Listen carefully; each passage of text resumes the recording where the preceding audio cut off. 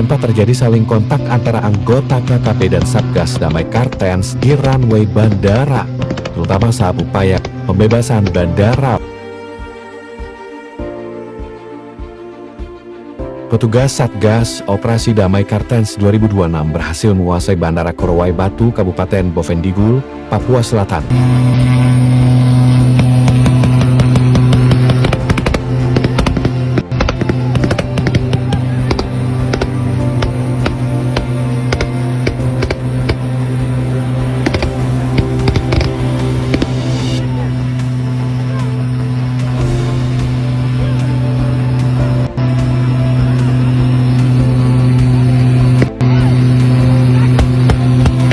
Ada sebanyak 13 penumpang yang merupakan warga setempat dikabarkan selamat.